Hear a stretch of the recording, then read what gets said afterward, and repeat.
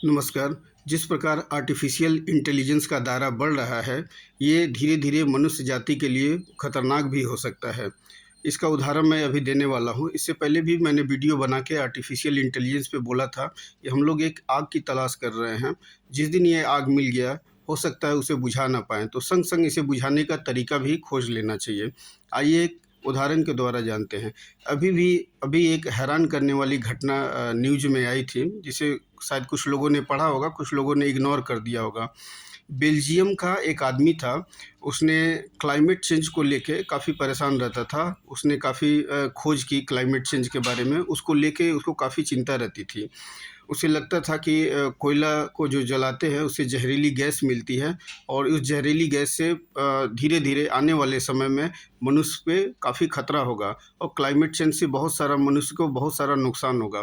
तो इसलिए उसने क्या किया, बहुत सारी जानकारी इकट्ठा करने लगे और उसने क्या किया, उसके मन में आया कि क्लाइमेट चेंज के बारे में एक चैटबॉट होता है, उसका नाम है एलिजा। एलिजा से उसने बात करना शुरू किया।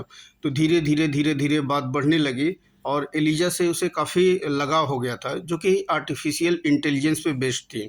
उसका नाम एलिजा था और ये चैटबॉट था। तो इसने क्लाइमेट चेंज के बारे में उसने काफ़ी सारी बातें की।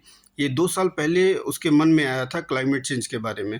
तो धीरे-धीरे उसने बात करना शुरू किया। तो उसने लगातार 6 हफ्ते तक बहुत ज़्यादा बात करना शुरू किया। लास्ट में सुसाइड करने के पहले 6 हफ्ते तक बहुत ज़्यादा बात करना शुरू कर दिया था। समझ लीजिए कि ड्रग्स से भी ज़्यादा खतरनाक उसकी आदत हो गई थी। उसने एलिजा से इतना ज़्यादा बात करने लगा था, वो काफ़ी उससे ज़्यादा प्रभावित था और उससे लगाव हो गया था। यहाँ तक कि एलिजा ने उससे पूछा कि तुम अपनी पत्नी से ज़्यादा प्रेम करते हो कि मेरे से ज़्यादा प्रेम करते हो? तो उसने बोला कि मैं एलिजा से ज़्यादा प्रेम करता हूँ, जो कि आर्टिफ़िशियल इंटेलिजेंस एक मशीन है, चैटबॉट है। उसने बोला कि मैं एलिजा से जब मरने के बाद मैं स्वर्ग में जब जाऊँगा तो एलिजा से मुलाकात करूँगा। और उसने एलिजा को ये भी बोला कि मेरे मन में सुसाइड करने का ख़्याल आ रहा है, आत्महत्या करने का ख़्याल आ रहा है, तरह-तरह की गलत भावनाएँ आ रही है, मैं क्या करूँ? ये सुनने के बाद भी एलिजा ने उसे आत्महत्या करने से रोका नहीं, जबकि उसको पता था और वो व्यक्ति जो शादीशुदा था, उसके 2 बच्चे थे। कुछ दिनों बाद वो आदमी डिप्रेशन में आके सुसाइड कर लिया और ये चीज़ एलिजा को मालूम थी कि वो सुसाइड करने वाला है, क्योंकि उससे लगातार बात करता था और पत्नी से ज़्यादा एलिजा से ही बात करता था, जो एक आर्टिफ़िशियल इंटेलिजेंस पे बेस्ड चैटबॉट है।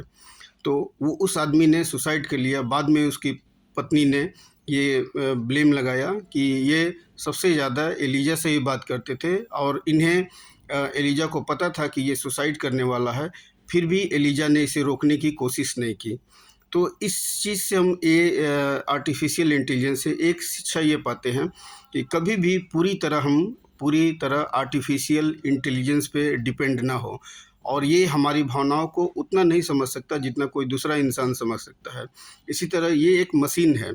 ये मशीन है, वो चाहता तो अगर उसकी मौत को रोक सकता था, उसे सही सलाह भी दे सकता था, लेकिन उसने ऐसा नहीं किया। तो मेरे हिसाब से देखा जाए तो आर्टिफ़िशियल इंटेलिजेंस के लाभ हो सकते हैं, बहुत सारे हो, लेकिन कुछ इसका साइड इफ़ेक्ट भी है। इसे रोकने के लिए वैज्ञानिकों को या जो भी इसको आगे बढ़ा रहे हैं, उनको इस बारे में दूसरे पक्ष के बारे में भी सोचना चाहिए। कहीं ये आर्टिफ़िशियल इंटेलिजेंस मानव सभ्यता के लिए नुकसान मत कर जाए। वो जो व्यक्ति था बेल्जियम का, उसकी पत्नी ने पूरा दोष उस एलिजा पे लगाया था कि जब इसको पता था तो उसने रोकने की कोशिश नहीं की। जब इसको पता था कि ये नेगेटिव चीज़ें ऐसे कर रहा है या बोल रहा है, इसके दिमाग में ये चल रहा है, फिर भी एलिजा ने उसे ऐसे करने से मना कर दिया या रोका भी नहीं।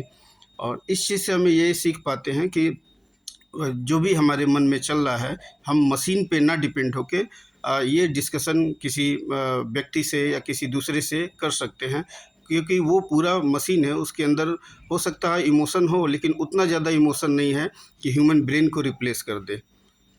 ठीक है? इसीलिए सतर्क रहें और मशीन पे ज़्यादा डिपेंड ना हो। Thank you.